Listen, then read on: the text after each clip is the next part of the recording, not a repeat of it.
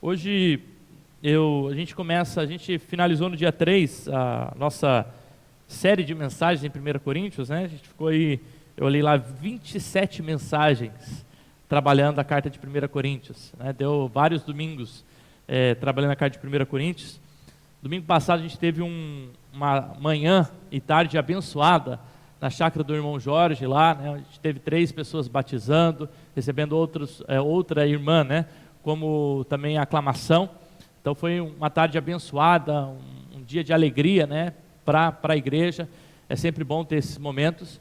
E hoje, e no próximo sábado, eu gostaria de trabalhar um tema que tem a ver com o momento, né, nosso aqui de final de ano, e se aproxima ali do dia 25 de dezembro, que é o Natal. Então, eu gostaria de trabalhar em 2 mensagens, falar um pouquinho sobre o espírito natalino, né, sobre a ideia de que Natal é Jesus, né? O Natal às vezes é comemorado, né, ele é visualizado e conhecido pelas suas luzes, pelo Papai Noel, pela troca de presentes, pelo momento onde as famílias estão juntos, e tudo isso é importante, né? Tudo isso faz parte, né, daquilo que a gente chama do momento da época, né, aqui desse feriado, e é um momento bom, né, para a gente passar em família, né, aqueles que podem viajar, às vezes receber a família em casa, mas a gente tem que não esquecer, né, do real motivo que a gente comemora o Natal. Então a ideia é que a gente possa relembrar isso, e a ideia de que o Natal é Jesus. E a gente vai visualizar isso no texto, ou conversar um pouquinho do texto de Lucas, capítulo 2, do verso 1 ao verso 20. A ideia é que nessa noite a gente possa recontar, ou contar novamente, né, como a gente faz todos os anos, a história do Natal, do nascimento de Jesus, né? Natal tem a ver com nascimento, né? A própria palavra Natal tem a ver com isso, nascimento. Então eu quero que você mantenha a sua Bíblia aberta em Lucas capítulo 2, e a gente vai lendo aos poucos o texto, né, e trabalhando o texto de Lucas capítulo 2, de 1 a 20. Natal é nascimento, né? E o nascimento de um bebê é um evento sempre marcante na vida dos pais, né? Eu ainda não passei por esse momento de nascimento, mas em breve, né, Deus aprovando aí, a gente vai passar por esse momento de nascimento. Mas antes mesmo do nascimento, o sentimento, ele já começa a brotar no coração dos pais, do pai, da mãe, o nascimento de um filho, a expectativa, a esperança, né, essas questões passam a ficar na nossa cabeça, né? Esse sentimento inenarrável que produz grande alegria e júbilo por uma vida que agora vai nascer, que vai ao mundo, né? E é comum que os pais, e até mesmo a família, experimente uma série de sentimentos, uma série de emoções que estão envolvidos, né? Envolvida justamente na questão natalina, na questão do nascimento, né? Como a ansiedade, como será, né, esse novo período. Às vezes como Maria, né? Maria ia ser mãe de primeira vez, né? Ia ser mãe. Então, quando vai ser a primeira vez mãe ou pai, né? Sempre fica naquela, mas será que estou pronto, não estou pronto? Como que vai ser? Como serão as noites bem dormidas daqui para frente? Então a gente começa a pensar várias coisas, ansiedade, preocupação, né? Mas ao mesmo tempo o sentimento de alegria, o sentimento já de carinho, né? Pelo filho, pela filha que vai nascer. E eu gostaria de pensar no nascimento de Jesus também não diferente disso, né? A expectativa de uma mãe de ter um filho, e esses sentimentos são normais, né? E eu destaco 3 sentimentos que talvez ou provavelmente tenha brotado no coração de Maria e de José. O primeiro sentimento é o sentimento de expectativa. A expectativa é esse sentimento de imaginação acerca de como será, né? Qual será a fisionomia do bebê? Será que vai nascer saudável, não vai? Como que ele ou ela vai ser? Qual a profissão que vai ter, vai se casar aos 18 ou aos 30, né? Então essas expectativas e esses sentimentos começam às vezes, antes mesmo do nascimento, já começa a imaginar acerca disso.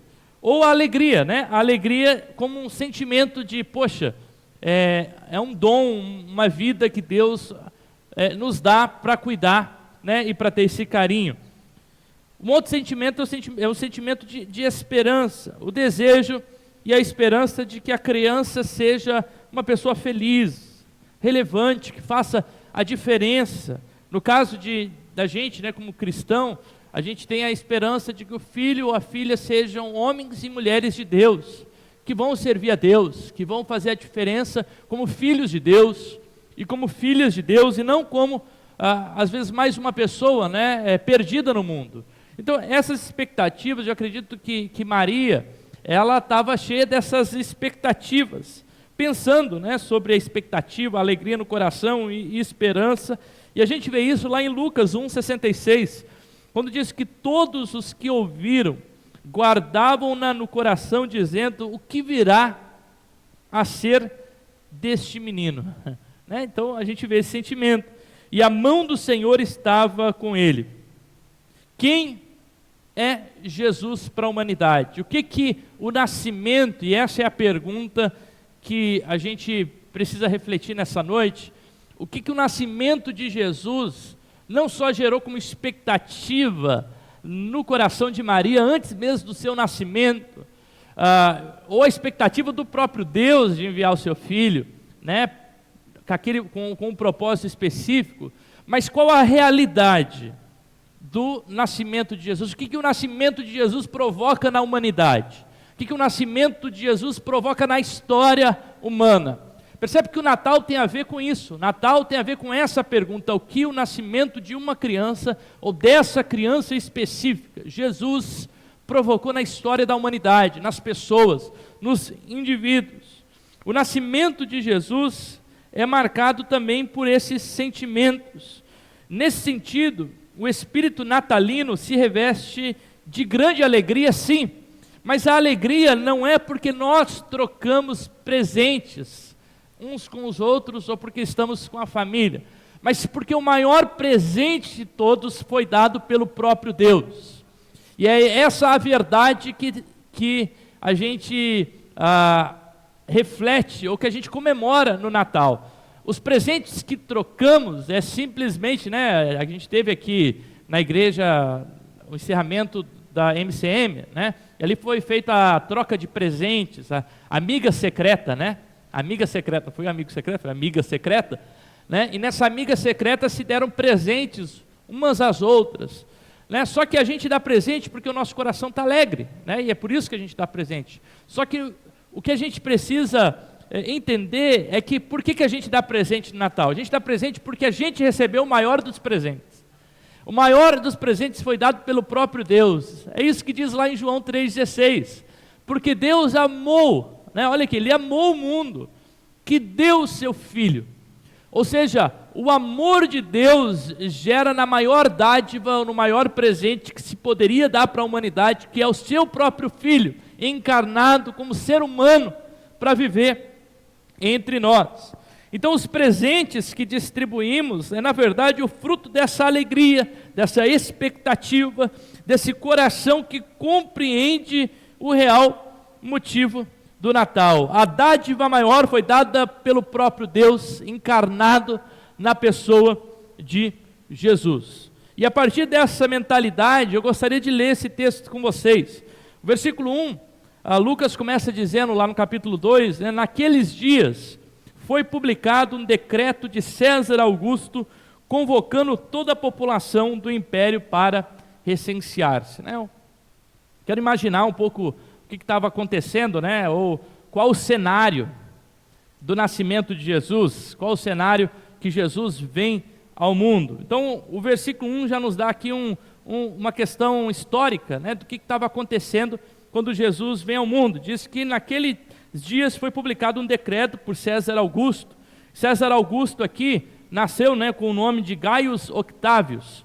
E ele, então, quando se torna imperador, ali por volta do ano 29, ele recebe, então, o nome de Filhos, né, de filho de Deus, né, porque o imperador era considerado como uma representação de Deus no Império Romano. E aí ele passa, então, a ter esse nome de César Augusto, né, que tem a ver com uma representação de um Deus, ou para o Império Romano, né, que está ali governando o Império. Então aqui diz que esse César Augusto, ou Gaius Octavius, ele convoca a população para fazer um censo. E que tipo de censo é esse? Existiam no Império Romano pelo menos 2 tipos de censo. O primeiro censo é um censo militar, né, quando o Império Romano, de vez em quando, pedia para se fazer a contagem nas províncias romanas. Havia cerca de 23 províncias na época de Jesus e mais de 28 legiões de soldados romanos nessas 23 províncias.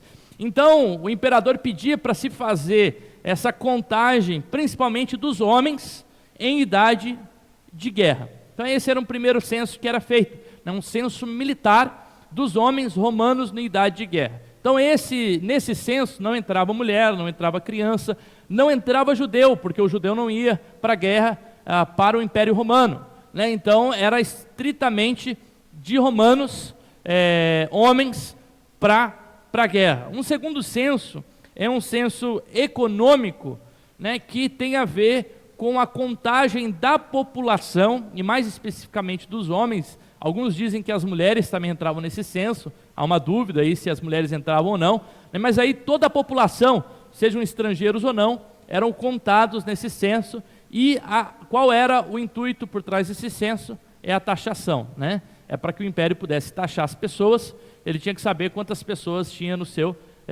império. Então a gente acredita que esse tipo de censo que está acontecendo aqui é um censo para taxação, ou um censo econômico. Versículo 2, agora coloca o ano, ou quando aconteceu isso, né? Este primeiro recenseamento foi feito quando Quirino era governador da Síria. De novo, né, aqui a gente tem possivelmente um erro de Lucas, ou a gente não consegue entender por que Lucas coloca como Quirino, né? Por que eu digo isso?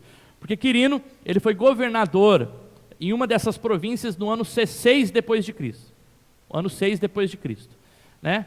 Então, é quase que impossível que esse censo está acontecendo no ano 6 depois de Cristo, se ele está acontecendo no nascimento de Jesus. Então, quais são algumas possibilidades? Possivelmente ele já era não governador da Síria, mas um administrador naquele local, e ele fez então um censo por volta ali de 4 a 5 antes de Cristo, que é quando Cristo nasce, né? Cristo nasce 4 a 5 antes de Cristo, né? Depois da morte ali de Herodes. Então, Gaius Octavius, ele começa a liderar e pede então para Quirino fazer esse censo. Ou que possivelmente tenha sido um tal de Quintílios, que foi um governador que existiu naquela época por volta de 4, 5 antes de Cristo.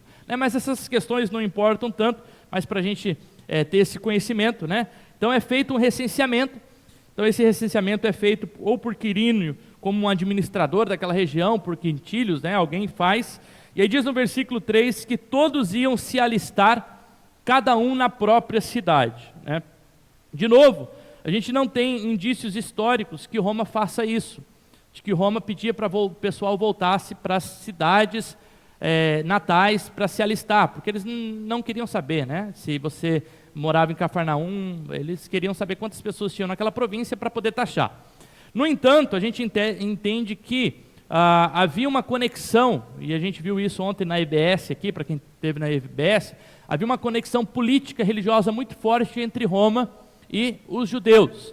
E muitas das atribuições que os romanos faziam eram passadas para os líderes judeus fazerem com a própria população, como por exemplo a taxação. Havia os coletores de impostos que taxavam os próprios judeus, eram judeus taxando judeus, né? O templo fazia isso. Então a gente entende que talvez, possivelmente aqui, os judeus solicitam que os judeus pudessem voltarem para sua terra natal, para fazer o recenseamento, essa contagem, Para quê? Para eles terem uma ideia da contagem também das tribos, né?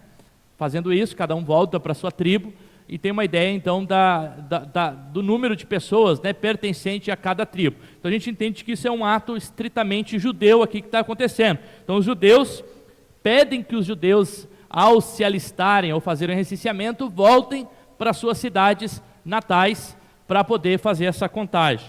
Tá? Então acredita-se nessa ordem que foi dada pelo governo romano aos judeus para eles voltarem. Né? E isso é importante e é interessante, porque até mesmo essa peculiaridade que acontece aqui no versículo 3, né, se não era obrigado, né, então os judeus poderiam simplesmente falar, não, cada um fica na sua cidade, a gente vai criar um polo lá onde vocês vão se recensear, né, e vocês se recenseiem lá. Mas aí o que ia acontecer? Provavelmente Jesus ia nascer onde ele estava, em Nazaré. Né? Só que havia uma profecia, lá em Miqueias 5:2, né, que profetizava que o Messias nasceria na cidade de Belém de Efratá. Né? Então a gente vê o governo, ou a soberania de Deus, conduzindo toda a situação, né, política, religiosa da época, a fim de que o Messias nascesse na cidade prometida. Né? Diz lá Miqueias 5:2, e você, Belém Efratá, que é pequena demais para figurar como grupo de milhares de Judá, de você sairá aquele que há de reinar Israel, e cujas origens são desde o tempo antigo, desde o tempo da eternidade. Né? Então, como Deus providencialmente conduz a história, né, para esse momento tão especial, que é um divisor da história, literalmente. Né? Versículo 4 e 5 diz o seguinte: José também saiu da Galileia, da cidade de Nazaré, e foi para a Judéia, até a cidade de Davi, chamada Belém, por ser ele da casa e da família de Davi, a fim de alistar-se com Maria. É interessante, parece que Maria também foi, não sei se ele foi se alistar sozinho e a Maria acompanhou, ou se ela foi se alistar também, sua esposa que estava grávida. Possivelmente Maria estava grávida e ela não estava ali no primeiro ou no segundo mês de gravidez, ela já estava ali para ganhar o bebê, tanto que a gente vai ver no relato que logo que eles chegam na cidade de Belém de Efratá, né, o Messias nasce. A gente não sabe se foi na mesma noite, mas pouco tempo, né, poucos dias passaram até que o menino nascia, ou seja, ela já estava em vias, né, do nascimento do seu bebê. E a cidade de Nazaré para a cidade de Belém são aproximadamente 144 quilômetros. Se você pegasse um atalho e passasse pela cidade de Samaria, que era onde os judeus não gostavam de passar, a gente conhece a história da mulher samaritana, né, que o pessoal, os judeus evitavam passar por Samaria, dava exatamente 112 quilômetros, cortava um pouquinho, né, o trajeto, mas mesmo assim, um pouco mais de 110 quilômetros, mesmo pegando o caminho mais curto. Né, os historiadores ficam brigando se Maria foi no jumentinho ou não, né, porque um jumentinho custava cerca de 2 semanas de trabalho, alguns dizem que chegava a custar 1 a 2 anos de trabalho, então era muito caro você ter um jumento para transportar, então os ricos faziam isso, transportavam em cima de animais quando faziam essas grandes viagens, o que não parece ser o caso da família de José e Maria, que ao oferecer ao nascimento de Jesus, oferecem 2 pombinhas. E lá em Levíticos diz que a oferta do pobre deveria ser 2 pombinhas. Então, o que a gente compreende é que a família de Jesus é uma família humilde, é uma família que não tem uma condição muito abastada, que José e Maria, e que talvez eles não tenham feito esse trajeto em cima do jumentinho, né, tenha feito no pé 2. Imagina andando 110 quilômetros a pé, né, quantos dias caminhando, com uma mulher grávida, com quase 9 meses de gravidez, né? Alguns dizem de 1 a 2 semanas de caminhada, né? Caminhando aí 10, 20 quilômetros por dia, né? Então, de 1 a 2 semanas, naquele clima de Israel, né? Calor, frio, né? Um clima doido, possivelmente no verão, então deveria estar aquele calor, né? Para atravessar o deserto, as regiões, as dificuldades, né? Que eles precisavam para chegar lá no destino deles, que era a cidade de Belém. Então chegam em Belém, né, que ficava cerca de 8 quilômetros ao sul de Jerusalém, onde a gente compreende que seja o local do nascimento de Jesus, conforme as Escrituras. Então a história inicia aqui em Lucas 2,4 com a ida de José e Maria para a cidade de Belém por conta de um censo, a fim de que eles pudessem ser contados nesse censo. Diz lá o versículo 6, e aconteceu que estando eles ali, chegou o tempo de ela ter a criança. Então, não sabe quanto tempo se passa nesse versículo 6, né? As histórias, às vezes, que a gente vê nos desenhos, né, parece que é na mesma noite. Ele chega lá na hospedaria, e aí na hospedaria tem uma plaquinha, né, dizendo assim, olha, não há vagas. E aí ela precisa com José achar um local, não acha lugar nenhum, e aí ela vê um estábulo, e ganha ali mesmo, junto com os animais naquele estábulo, né? Essa história é fictícia, ela tem alguns elementos de verdade, mas quando a gente vai estudar o texto, a gente vai ver que não é bem assim que aconteceu, né? Então a gente não sabe quanto tempo Maria fica, na verdade, na cidade de Belém. E o texto já disse aqui anteriormente que José tinha parentes na casa, na cidade de Belém, né? E era comum que os parentes, até pela lei da hospitalidade no mundo judeu, que é uma lei muito forte, quando a gente lê o Antigo Testamento, a gente vê lá a lei da hospitalidade, e até Jesus, quando conta as suas parábolas, né, fala ali da hospitalidade judaica, né? Então, a lei da hospitalidade previa que esses parentes mais próximos recebessem os seus parentes, né? Só que se está todo mundo vindo, né? Pensa, está fazendo o censo, não está vindo só Maria e José, está vindo todo mundo, né? Daquela família que pertence àquela região. Então é possível que essas casas talvez não tinham lugar para suportar, ou para dar suporte, né? Para todas essas pessoas, né? Então a gente não sabe muito bem aonde Maria, de fato, ela ganha Jesus. Versículo 7 diz assim, então Maria deu à luz ao seu filho primogênito, enfaixou o menino e deitou numa manjedoura, porque não havia lugar para eles na hospedaria. Então aqui a gente vai para o campo um pouco da imaginação, né? O porquê que não havia lugar na hospedaria, né? Era muito comum que, a gente disse aqui que uma possibilidade é que eles teriam que ficar na casa de um parente. Se essa casa do parente não estava com muitas pessoas, haviam as chamadas hospedarias que ficavam nas rodovias romanas, justamente para as pessoas que estavam viajando, elas não precisavam dormir, né? Aquelas que tinham dinheiro não precisavam dormir no relento, né? Então elas tinham local de dormir nessas hospedarias. E essas hospedarias, elas eram um grande saguão que ficavam nas rotas romanas, aonde na parte de baixo se guardavam os animais e na parte de cima tinham os quartos de hóspedes, onde ficavam as pessoas, tá? E aí então o texto diz que não havia local para Maria nessas hospedarias. Então uma primeira possibilidade é que Maria tenha ido lá para sua família, não tinha lugar, ela foi numa dessas hospedarias, não tinha lugar, e aí chegou a hora de dar luz para o bebê, ela precisou ganhar ali junto com os animais que ficavam no pavio, ou no pavilhão, né? No pavilhão de baixo, tá? Então isso é uma possibilidade. Poderia realmente ter acontecido isso, né? Porque ali, de fato, poderia ter currais ou manjedouras onde os animais comiam, onde poderia ter sido abrigado o bebê. Por ser verão, a gente compreende que, embora a gente comemore o Natal em dezembro, dezembro não é a época mais propícia para Jesus ter nascido em Israel, uma vez que dezembro é inverno em Israel, é o mês que mais chove em Israel, e à noite chega, às vezes, a temperaturas tão baixas quanto zero ou menos até. Então, nessas épocas de inverno, é muito comum que os animais estivessem nesses estábulos. Ao passo que no verão, né, onde se diz que provavelmente Jesus tenha nascido, na época do verão ou da colheita, os animais muitas vezes dormiam fora dos estábulos, né, principalmente as ovelhas, e eram guardadas. A gente lembra da história, né, Eu Sou o Bom Pastor, né, onde as ovelhas ficavam num local sendo guardado como pastor, lá de fora. Então isso acontecia mais no verão, que tinha um clima mais propício.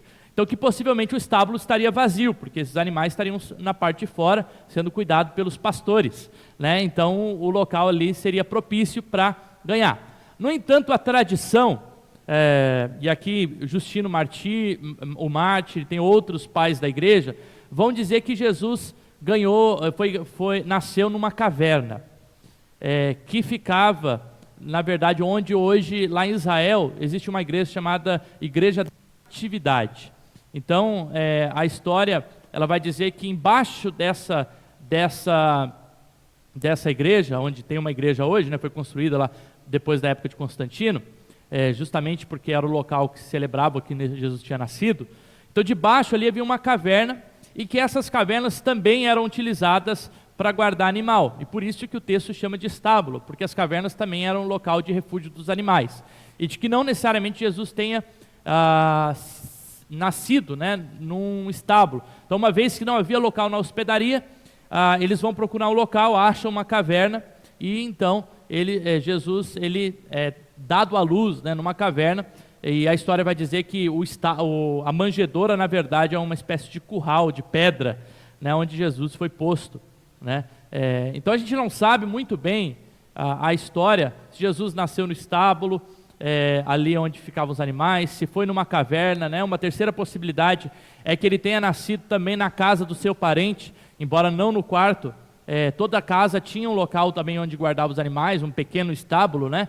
Então não havia hospedaria na casa do parente, mas ele nasceu nesse local, né? Isso só para a gente imaginar um pouquinho da cena, o que está acontecendo, né, por volta do nascimento de Jesus. A jovem Maria é obrigada então a ter o seu filho e colocar numa manjedoura neste local. É interessante que, se a gente fosse pensar no nascimento do Filho de Deus, olha, o Filho de Deus vai nascer. A gente diz que algumas pessoas nascem em berço de ouro, né? Berço de ouro. E aí a gente fala que essa pessoa que nasce em berço de ouro, ela está condenada, às vezes, até nunca trabalhar na vida, né? É uma condenação de nunca trabalhar, de ter o sustento ali pela família, né? Então, se a gente fosse pensar no nascimento do Filho de Deus, a gente pensaria que talvez o Filho de Deus ia nascer numa família importante do império, no palácio, né, de uma família muito nobre, mas não é isso que a história revela, né? Pelo contrário, nasce de uma família humilde. Seu nascimento, né, vem de uma história onde qualquer judeu que ouvia ia no mínimo ficar desconfiado da história, de como aconteceu a gravidez daquela jovem de 15 anos de idade, que não era nem casada com José, né, e que ficou grávida antes de ficar casada com José, né? Então, no mínimo, ela era olhada com um olhar meio escanteando ela, né? Por conta da situação daquela família. Uma família que não tinha tantas condições financeiras, a gente vê isso pela oferta que eles dão, né? Então, o nascimento na verdade, um nascimento muito humilde. E Deus escolhe na história, o nascimento do seu filho num local humilde, para mostrar que o poder dele não está nos lugares que a gente coloca, ou que a gente pensa que o poder tem a ver. O poder não tem a ver com o nascimento num local de muita riqueza. Pelo contrário, né, Deus gosta de, às vezes, parece trabalhar de uma forma que parece loucura, né? A palavra de Deus diz que a sabedoria do mundo, né, ou a sabedoria de Deus é loucura para o mundo. A sabedoria de Deus é loucura para o mundo. O versículo 8 diz o seguinte: havia naquela região pastores que viviam nos campos e guardavam seus rebanhos durante as vigílias da noite. Está vendo aqui? Então os pastores estão guardando os seus rebanhos durante a vigília da noite, provavelmente acontecendo no verão. Então o nascimento de Jesus quando aconteceu? Possivelmente depois de abril até setembro, né? Então a gente não sabe bem a data. Então o que a gente faz em dezembro tem a ver com um simbolismo, né? É uma data que a gente lembra justamente do nascimento do Filho, né, do nascimento de Jesus, assim como a gente faz na Páscoa, né, assim como a gente faz em outras, né, então ela tem a sua importância para a gente não deixar que a história apague esse momento, e pelo contrário, né, a gente possa ressignificar esse momento e lembrar do nascimento do Filho de Deus. E diz então no versículo 9, que um anjo do Senhor desceu aonde eles estavam, né? Legal que a proclamação, a primeira proclamação sobre o nascimento de Jesus é dada para esses pastores, né? E a glória do Senhor brilhou ao redor deles, de forma que eles ficaram tomados de grande temor. E depois no versículo 10, 11 ali, começa então o anúncio, e ali no versículo, coloca para mim o versículo 10, que diz o seguinte: o anjo, porém, lhe disse: não tenham medo, eu estou aqui para trazer boa nova de grande alegria. Né? Lembra que a gente falou do nascimento de um filho?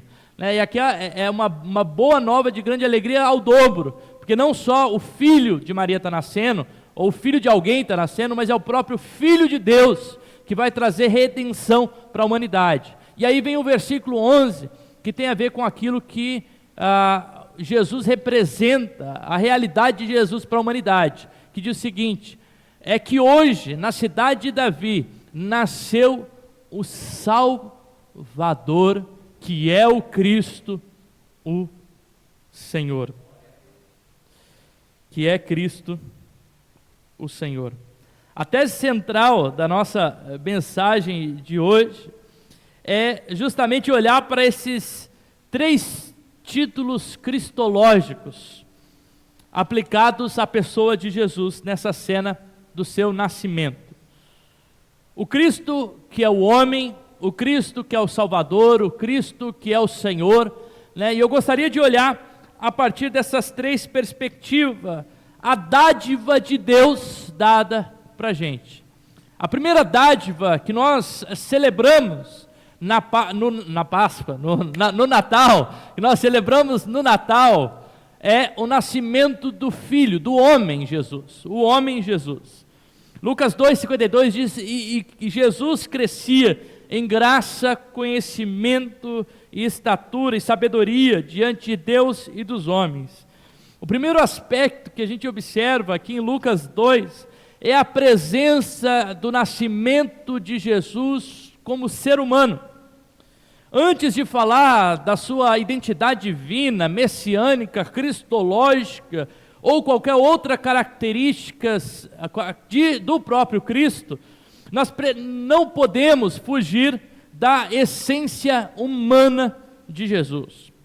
O texto, ou o hino cristológico, como a gente conhece, de Filipenses 2, 5 a 11, narra justamente esse ato divino, do Deus Filho, descendo à humanidade, encarnado. O nascimento de Jesus é a sua encarnação como homem. Em Filipenses 2,5 nós observamos essa digressão divina, onde Jesus, sendo Deus, não teve ou não utiliza o direito da sua divindade, antes ele se humilha, se esvazia, né? E daí vem a palavra kenosis, o esvaziamento de Deus, né? E ele se esvazia, fazendo-se humano, não só humano, mas servo, não só servo, mas escravo, não só escravo, como criminoso, enviado para uma cruz, para obedecer o Pai até a morte, a fim de que Deus o pudesse exaltar de sobremaneira. Muito se tem falado na teologia, e esses são termos comuns, do Jesus histórico e do Cristo da fé, fazendo essa distinção, embora nós compreendemos e dizemos que Jesus é 100% homem e 100% Deus.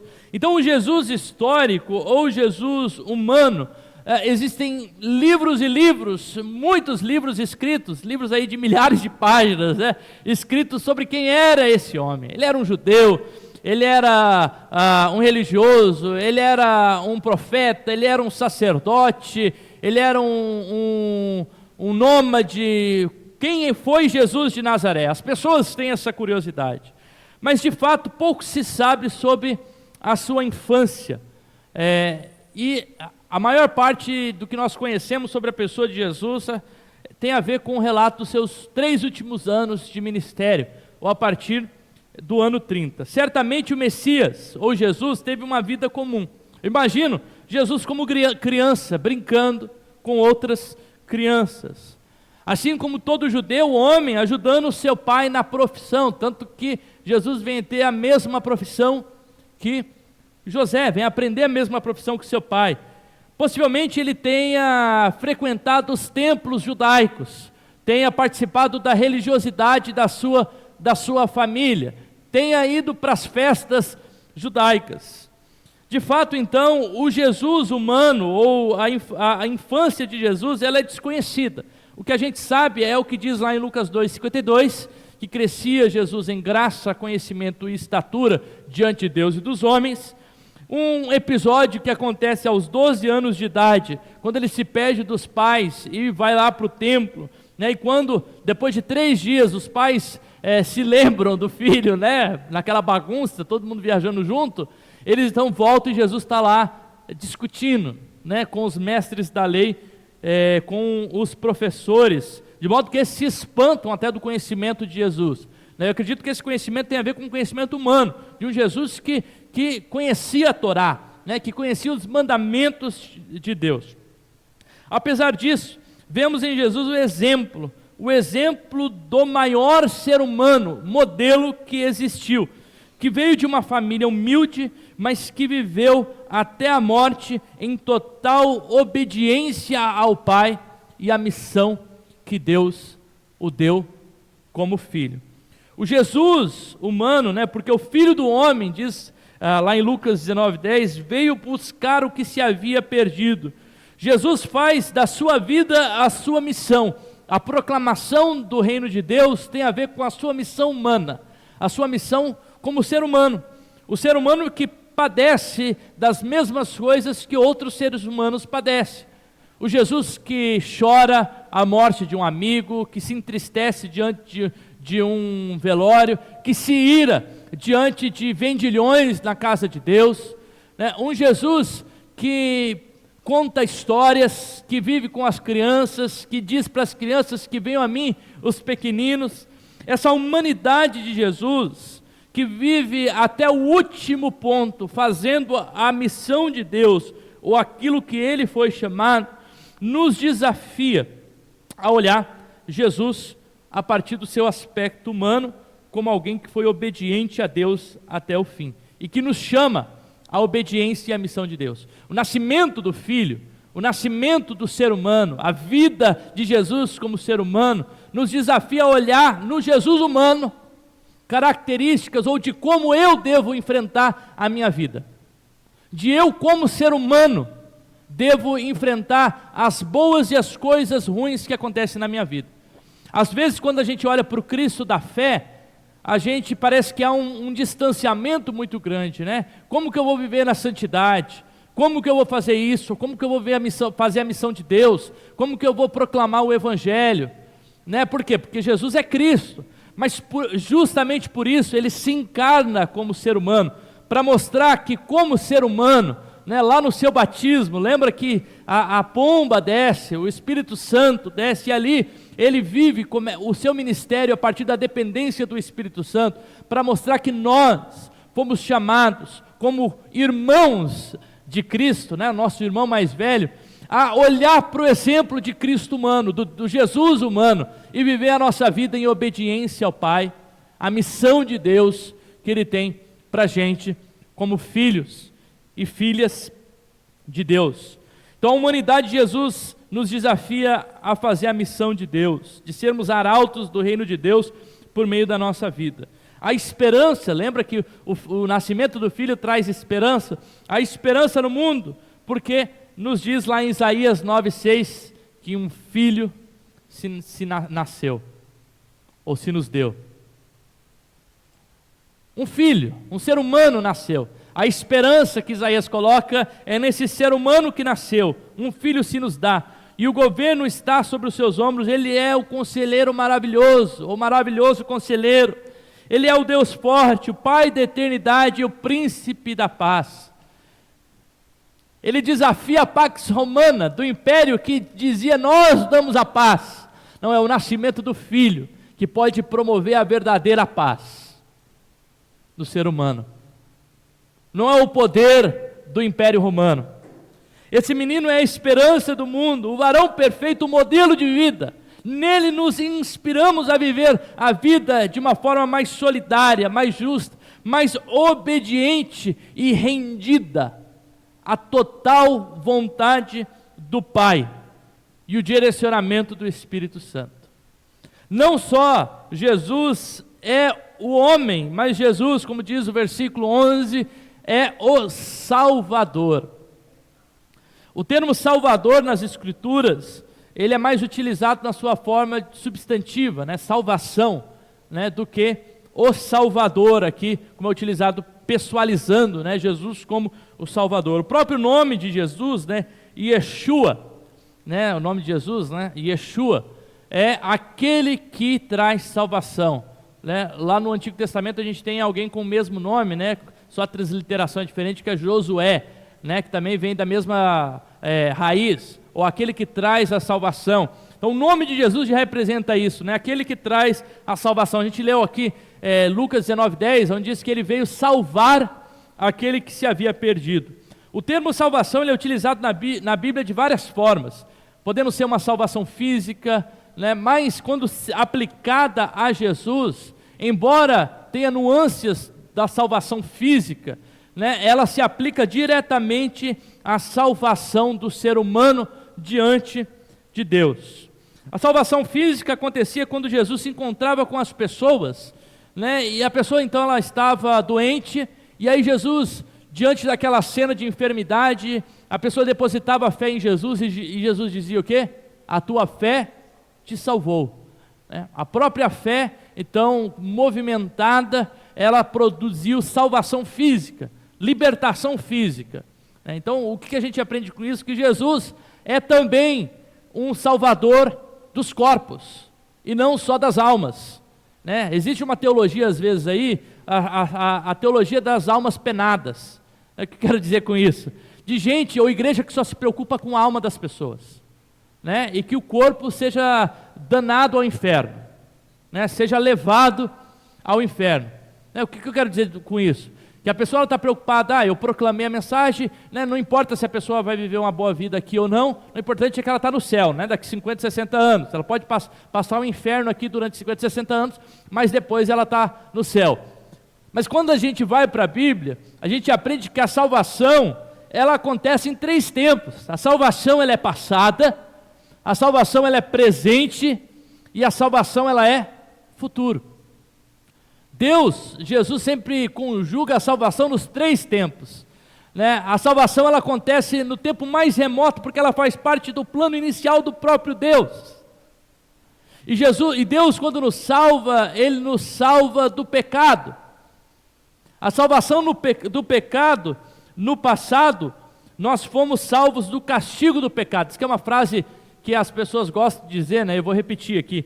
No passado nós fomos salvos do castigo do pecado, e aí a gente tem o processo da justificação, ao sermos salvos por Jesus, nós fomos justificados, a dívida foi paga, a parte jurídica foi resolvida, a ira de Deus ela foi apaziguada, nós fomos reconciliados com Deus. Isso tem a ver com o plano passado da salvação.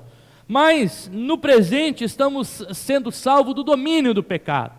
Ou seja, o pecado ele passa a cada dia se desvanecer mais e mais em nós, porque estamos sendo salvos pelo processo da santificação. Uma vez feitos santos, caminhamos em santificação, rumo à direção daquele que nos salvou, Cristo Jesus. E no futuro seremos salvos da presença do pecado. Isso como um processo de glorificação, onde o corpo o corpo glorificado já não pode mais suportar o pecado, e não pode mais conviver com o pecado. Jesus, o Salvador, é o Jesus que nos salva no passado, no presente e no futuro. Então a salvação ela não é só para amanhã, só para o céu, para Nova Jerusalém, ela já é uma realidade para o hoje. A eternidade ela começa no hoje. Embora ela vá se desenvolver escatologicamente naquilo que a gente conhece de futuro, de fim dos tempos, que Apocalipse nos diz, ela já começa no hoje. Nós fomos salvos por Cristo Jesus. Isso se nós temos Cristo Jesus. Então a salvação ela deve acontecer na totalidade do ser humano. A gente compreende que nós não seremos alma penada, lá no céu, mas que nós habitaremos num corpo glorificado. A gente não sabe muito bem, a gente já conversou sobre isso, O que é esse corpo glorificado? A Bíblia fala algumas coisas, mas de fato nós teremos um corpo glorificado, porque a palavra de Deus nos diz isso, né? Então eu gosto da fala, é um teólogo que diz que nós não precisamos apenas tirar a pessoa do inferno e levar para o céu, mas nós precisamos também tirar a pessoa da situação infernal que ela vive aqui na terra. E por isso que a igreja, ela tem ações como a cesta de amor, que a gente pediu para os irmãos trazerem aqui alimentos, para quê? Para sanar a fome daquele que precisa. Por isso que a igreja tem que se envolver com questões de justiça social, por isso que a igreja tem que se envolver, embora isso talvez não seja o mais importante, nós fomos chamados como povo de Deus, reino de Deus, para proclamar a vontade de Deus aqui e agora. E a vontade de Deus não é a fome, não é a injustiça, não é a pobreza, não é nada disso. Deus nos deu vida e vida em o quê? Em abundância, vida plena. Então, o texto diz que Jesus é esse Salvador. Sem Jesus, somos aprisionados e condenados a viver pelo poder do pecado, que nos seduz e que nos leva para longe de Deus. A salvação trouxe a libertação do pecado, a libertação da morte eterna, a libertação do inferno. Jesus é o único caminho que nos aproxima do Pai, que nos redime, que nos dá esperança. O nascimento do Filho é sinal de esperança, sinal de vida, sinal de salvação. Não só Ele nos relega um modelo para viver, mas Ele promove salvação, vida plena. A mensagem do Natal é sim sobre presente. Jesus, o Salvador, dado como presente pelo próprio Deus para salvar a humanidade. Esse é o maior presente que nos poderia ser dado. Então, quando nós podemos oferecer um presente precioso para alguém, não existe presente melhor do que esse. Não existe presente melhor que a gente pode oferecer para os nossos filhos, para as filhas, para os pais, para as mães, para os vizinhos, para as vizinhas, do que o presente do Cristo Salvador, o que foi dado pelo próprio Deus. Nesse sentido, a mensagem do Natal é esperança para aqueles que depositam a sua fé no menino que nasceu, no Filho que foi nos dado, no Messias prometido, o nascimento do Salvador, que anuncia a esperança não apenas lá para aqueles primeiros pastores, ou para os magos, né? Lucas não fala dos magos, mas outros evangelhos falam dos magos, mas de todos aqueles que se identificam e recebem esse presente dado por Deus. Por fim, o menino Jesus é também Cristo Senhor, né? E ali é um termo dele composto, né? O Cristo Senhor. Por fim, a combinação incomum, né, que Lucas utiliza aqui, Cristo Senhor, acontece apenas em Lucas para descrever a identidade de Jesus como Messias. O Messias que viria para governar o seu povo. Não na expectativa messiânica desse Messias forte que regeria por meio da política, que regeria, que talvez para eles deveria nascer não em Belém, né? Mas que deveria nascer de uma tribo mais forte, deveria nascer num local mais de prosperidade, que já apresentaria o seu governo desde a sua infância. A expectativa messiânica dos judeus, ela é frustrada, mas Jesus ele vem apresentar sim um reino que se cumpre no Filho, no Cristo Senhor. A palavra Cristo aqui é aquele que é ungido, né, ou ungido por Deus.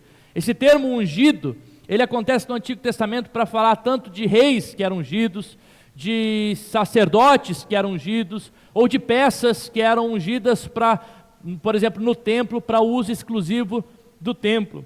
Aqui Jesus é o ungido de Deus, aquele que foi prometido e predito já desde o Antigo Testamento. O Antigo Testamento já falava de Jesus como semente da mulher, Gênesis 3,15, né? Do fruto da semente, que pisaria a cabeça, né, de Satanás.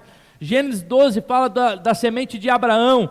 Jesus como um antítipo da serpente que foi levantada no deserto, né, e que representa aquele que, lembra a serpente do deserto? todo aquele que olhava para a serpente no deserto era curado das suas enfermidades. Jesus é aquele que sobe ao madeiro, e ao subir no madeiro, todos aqueles que depositam a sua fé nele são curados das suas enfermidades, e para saber da maior enfermidade, que é o pecado. Jesus é o Filho de Deus, nascido de uma virgem, pelo menos até quando ela concebe Jesus, né? Depois ela tem outros filhos e filhas.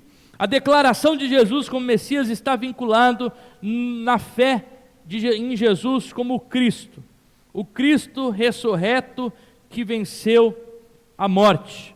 Por isso a mensagem de Boa Nova, a mensagem do Natal, a mensagem é justamente da dádiva de Deus, a dádiva de Deus do seu Filho como humano, do seu Filho como o Salvador esperado, do seu Filho como Cristo e o Messias, que haveria de se revelar. Senhor é aquele que está no controle, e essa mensagem, né, de Christos, né, o Senhor, Christos, Rokurios, né, no grego, desafia de frente o Império Romano, né? Porque quem que era o Kyrios? Era César. César é o Senhor. O único que poderia no Império Romano ser chamado de Kyrios era César. Nenhum outro poderia ser chamado de Kyrios, nenhum outro poderia ser chamado de Senhor. No entanto, esse menino que nasce numa manjedoura, de uma forma humilde, a Bíblia diz que ele é o Senhor. A mensagem que se traz por trás disso é que o Senhor não é o império, o Senhor não é César, o Senhor é esse menino que nasceu, e esse menino desafiaria o império de César.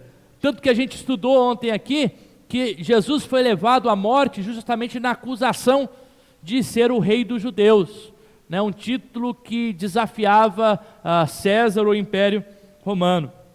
O menino apresenta esperança e alegria, pois veio trazer a salvação, redimir a humanidade. Ele é o Messias esperado, o ungido do Pai. Podemos sim ter grande expectativa, grande esperança e grande alegria no coração. E essa expectativa, essa esperança e essa alegria no coração se dá por um fato: um menino nasceu, um filho se nos deu. O Natal é Jesus. Jesus como homem que apresenta o modelo perfeito de vida, Jesus como Salvador que apresenta a sua verdadeira missão, Jesus como Messias que apresenta a sua identidade, e Jesus como Senhor que apresenta o seu domínio. Em Cristo nós temos o verdadeiro modelo, a verdadeira missão, a verdadeira identidade e o verdadeiro domínio. Nós estamos debaixo de Jesus. E eu quero finalizar lendo o restante do texto com vocês e orando. Versículo 12 a 20 diz o seguinte: isso servirá a vocês de sinal. Vocês encontrarão uma criança envoltas em faixa e deitadas em manjedoura. E de repente apareceu um anjo na multidão do exército celestial, louvando a Deus e dizendo: glória a Deus nas alturas e paz na terra entre os homens, a quem Ele quer bem. Quando os homens se afastaram dele e voltaram para o céu, os pastores disseram uns para os outros: vamos para Belém e vejamos os acontecimentos que o Senhor nos deu a conhecer. Foram depressa, encontraram Maria e José e a criança deitada numa manjedoura. Vendo isso, divulgaram o que lhes tinha sido dito a respeito do menino. Todos os que ouviram se admiraram das coisas relatadas pelos pastores. Maria, porém, guardava todas essas palavras, meditando no coração. E os pastores voltaram, glorificando e anunciando a Deus por tudo o que tinham ouvido e visto, como lhe tinha sido anunciado. O Natal é sobre isso, né? Vocês são esses pastores, nós somos esses pastores, e a palavra de Deus para a gente é isso: vão e anunciem tudo aquilo que vocês têm ouvido e tudo aquilo que vocês têm visto, porque o Natal é sobre Jesus.